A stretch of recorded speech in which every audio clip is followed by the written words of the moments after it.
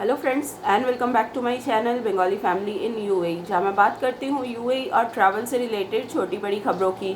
तो दोस्तों, कल मुझे एक मैसेज रिसीव हुआ और मुझे लगा ये क्वेश्चन बहुत इंपॉर्टेंट है। आप सब में से बहुत लोग जानना चाहते हैं कि यूएई में अगर हमको इमरजेंसी लीव लेना है, वो भी 6 महीने के अंदर अंदर, तो क्या हम ले सकते हैं, क्या है इसका पूरा सिनेरियो। तो आप सबसे रिक्वेस्ट है वीडियो को एंड तक के देखिएगा ताकि पूरा अपडेट आप सबको पता चल सके। तो दोस्तों, प्रोबेशन पीरियड यानी कि जो 6 महीने का पीरियड होता है, आप जब से एक कंपनी को ज्वाइन करते हैं उस दिन से शुरू होकर 6 महीने तक का जो पीरियड होता है वो प्रोबेशन पीरियड कहलाता है। ठीक है, उस समय पे अगर आपको इमरजेंसी लीव लेनी है तो क्या आपको मिल सकता है या नहीं मिल सकता है। तो देखिए, प्रोबेशन पीरियड में लीव लेना, वो भी इमरजेंसी लीव लेना, बहुत टफ है। पूरी बोल सकते हैं, डिपेंड करता है कंपनी के ऊपर। मैक्सिमम केसेस क्या होते हैं कि आपके जो रीज़न है, छुट्टी लेने का जो रीज़न है वो देखा जाता है। अगर आप ये बोलेंगे कि कुछ हेल्थ इश्यूज़ हो रहे हैं तो वो ट्रीटमेंट तो आप यहाँ भी करवा सकते हैं, या फिर घर में किसी की तबीयत ख़राब है, वो भी बहुत नॉर्मल केस होता है उनके लिए।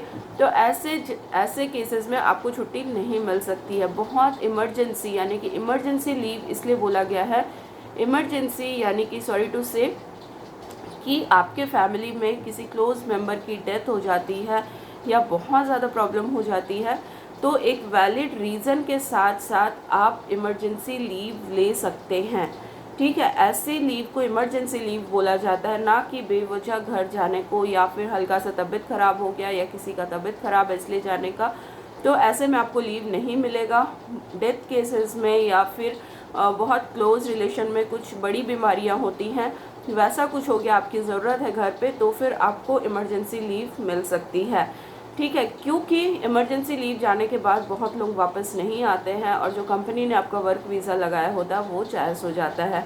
अगर आप सेम यही केस करते हैं, यानी कि आप जाते हैं 10 दिन या 15 दिन की छुट्टी बोल के, लेकिन उससे ज़्यादा हो जाता है, कंपनी 1 वीक का वेट करती है, आपको लेटर वगैरह भेजती है, सारी चीज़ें कि आप कब रीज्वाइन कर रहे हैं।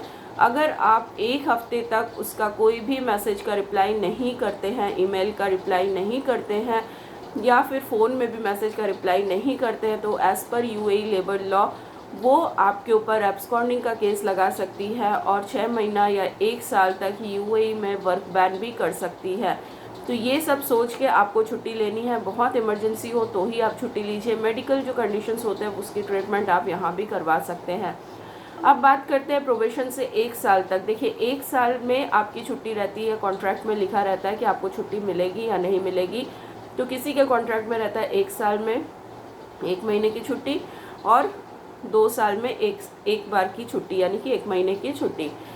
इसके बावजूद आपको कुछ छुट्टी चाहिए तो वो अनपेड लीव कहलाता है, यानी कि पेड लीव नहीं होगा। आप जितने भी दिन के लिए घर जाते हैं, 10 दिन 15 दिन, आपको छुट्टी मिलती है। इमरजेंसी लीव, यहाँ पे भी मैं बार बार बोल रही हूँ, इमरजेंसी लीव को समझने की कोशिश कीजिए। इमरजेंसी का मतलब क्या होता है, उसी से आप छुट्टी मांग सकते हैं अगर कुछ इमरजेंसी हो।